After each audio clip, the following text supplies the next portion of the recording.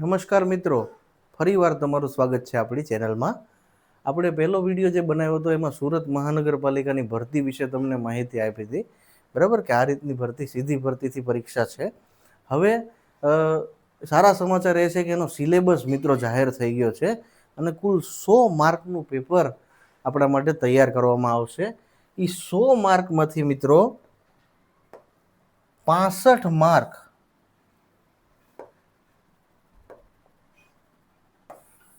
65 માર્ક્સનું pharmacy related તમને પૂછાવવાનું છે મિત્રો, બરાબર.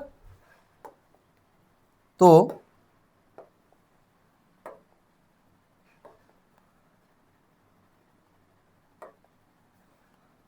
65 માર્ક્સ 100માંથી 65 માર્કનું ફાર્મસી રિલેટેડ સબ્જેક્ટમાંથી પૂછાવાનું છે, જે બહુ સારી વસ્તુ કહેવાય આપણા માટે કે 65% ફાર્મસી સબ્જેક્ટમાંથી આપણને પૂછાવાનું છે. કયા કયા સબ્જેક્ટને ઇન્ક્લુડ કરવામાં આવ્યા છે મિત્રો? ફાર્માસ્યુટિક્સને લીધું છે, બરાબર. એની અંદર ડોઝેજ ફોર્મ બધા આવી ગયા, ડિસ્પેન્સિંગ ફાર્મસી આવી ગયું, ફાર્માસ્યુટિકલ કેલ્ક્યુલેશન બધી ગણતરીઓ આવી ગઈ, ડ્રગ સ્ટોરેજ તમે ક્યાં કરશો અને સ્ટેબિલિટી રિલેટેડ વસ્તુઓ આવી ગઈ, અને સ્ટેરિલાઇઝેશન ટેકનિક ફાર્માસ્યુટિક્સની અંદર આટલી વસ્તુમાંથી આપણને મિત્રો પૂછાવાનું છે. ડોઝેજ ફોર્મની અંદર મિત્રો ટેબ્લેટ, કેપ્સ્યુલ, સિરપ, ઇન્જેક્શન આવી ગયા, ડિસ્પેન્સિંગ ફાર્મસી આખું આવી ગયું, બરાબર. બધી ગણતરીઓ, દાખલાઓ આવી ગયા, ડ્રગને ક્યાં તમે કઈ રીતે સ્ટોર કરશો એની સ્ટેબિલિટી ટેસ્ટિંગ ને એ બધું આવી ગયું છે, અને સ્ટરીલાઇઝેશનની કેટલી ટેકનિક અને કયા કયા પેરામીટર્સ એની અંદર છે એટલું ફાર્માસ્યુટિક્સની અંદર કવર કરવામાં આવ્યું છે મિત્રો, બરાબર. ફાર્માસ્યુટિકલ કેમેસ્ટ્રીની અંદર મિત્રો ઓર્ગેનિક અને ઇનઓર્ગેનિક કેમેસ્ટ્રીને લેવામાં આવ્યા છે. દવાઓનું ક્લાસિફિકેશન, ડ્રગ ક્લાસિફિકેશન્સને લેવામાં આવ્યા છે, બરાબર. કેમિકલ પ્રોપર્ટી, ડ્રગની કેમિકલ પ્રોપર્ટીઝ કઈ કઈ છે એ વિશે તમારે ડીપલી ભણવાનું છે. ઇમ્પ્યોરિટીઝ અને ક્વોલિટી કંટ્રોલ, ઇમ્પ્યોરિટીઝ કઈ કઈ મળી આવે ટેસ્ટિંગની અંદર, અને એને ક્વોલિટી કંટ્રોલ માટે એને કેવી રીતે તમારે કાબૂમાં રાખવી, એ બધું જે સાયન્સ આપણે ફાર્માસ્યુટિકલ કેમેસ્ટ્રીમાં ભણતા હોય છે એ બધું આવશે, બરાબર. બહુ જ અગત્યનો સબ્જેક્ટ છે ફાર્માસ્યુટિક્સ અને ફાર્માકોલોજી મિત્રો. ફાર્માકોલોજીની અંદર ડ્રગ એક્શન એટલે કે મિકેનિઝમ ઓફ એક્શન આવી ગઈ બધી જ ડ્રગની, ડ્રગ ઇન્ટરેક્શનના પ્રકારો અને કઈ કઈ ડ્રગની કઈ કઈ ડ્રગ ઇન્ટરેક્શન, બરાબર.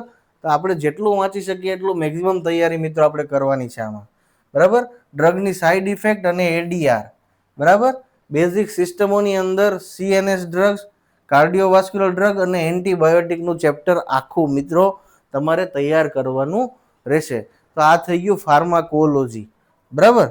હવે આવ્યું આપણું ફાર્માકોગ્નોસી, જે હર્બલ ડ્રગ વાળો સબ્જેક્ટ આપણો છે. તો ફાર્માકોગ્નોસીની અંદર નેચરલ ડ્રગ, જે પ્લાન્ટ બેઝ ડ્રગ છે એ બધીનું સ્ટડી આપણે આવશે.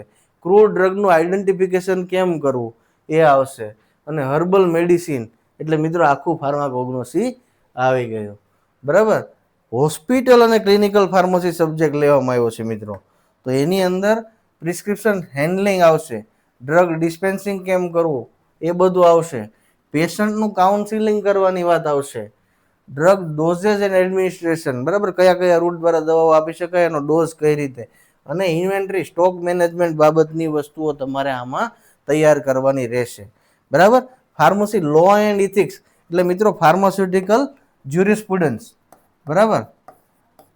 જ્યુરીમાંથી તમને ડ્રગ એન્ડ કોસ્મેટિક એક્ટ આખો, ફાર્મસી એક્ટ આખો, શેડ્યુલ એચ અને એક્સની ડ્રગ, અને role of pharmacist in health care.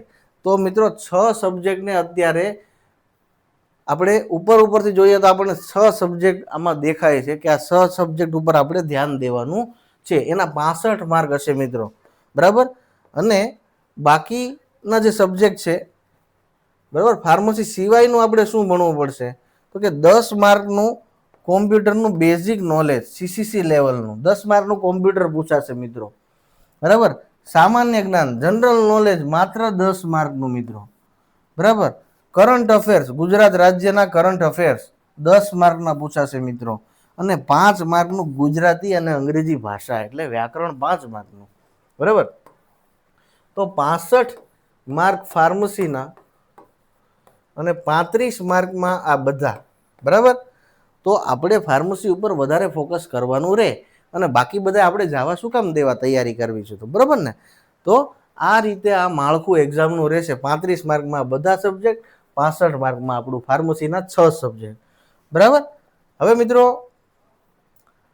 100% ભારાંક છે પાસ થવા માટે. 100% ભાર કોનો લેવામાં આવશે? 100% ડિપેન્ડન્સ રહેશે લેખિત પરીક્ષા. આ જે એક્ઝામમાં 100માંથી તમારે જે માર્ક એ બધા જ ગણી લેવાના છે. 100માંથી 70 આવે, બરાબર, તો પછી આગળ કોઈ પ્રક્રિયા હાલ પૂરતી દેખાતી નથી. એનું 100% ભારાંક છે તમારી પસંદગી થવાનું, બરાબર. 100માંથી તમે 65 લાવો તો 65 એ તમારું મેરિટ બની ગયું, બરાબર. એ રીતે અત્યારે આપણે ચાલવાનું છે. તો આ રીતની આપણે તૈયારી કરશું, બરાબર. અને ઉત્તીર્ણ થવા માટે તો કે ભાઈ જે જનરલના વિદ્યાર્થીઓ છે એ 50% માર્ક લાવશે તો એ પાસ ગણાશે, બરાબર. પછી જે રીતે મેરિટ બને એ રીતે.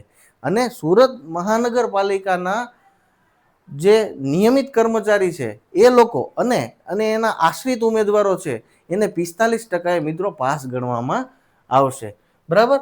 તો આપણે તો અત્યારે સબ્જેક્ટ ઉપર ફોકસ છે, બરાબર. હવે આવતા સમયમાં આપણે આ બધા સબ્જેક્ટની તૈયારી કરતા વિડીયો તમને આ ચેનલ ઉપર જ મળી જશે. તો આ વિડીયોને તમે જોજો, લાઈક કરજો અને ચેનલ બાકી હોય સબસ્ક્રાઈબ કરવાની તો સબસ્ક્રાઈબ કરજો, કારણ કે ઘણી બધી માહિતી ભરતી રિલેટેડ તમને આમાંથી મળવાની છે. ઘણા બધા સબ્જેક્ટ પણ તમે ભવિષ્યમાં બની શકે કે આ જ ચેનલ પરથી શીખી શકો, બરાબર. તો ફરી મળશું. અત્યારે 65 માર્કને ધ્યાનમાં રાખીને મિત્રો તમારી તૈયારી શરૂ કરો. 35 માર્ક જે છે એ તમારે અધર સબ્જેક્ટના પણ ખેંચી લેવાના છે, બરાબર. તો ભરતીને ટાર્ગેટ કરો. ત્યાં સુધી નમસ્કાર.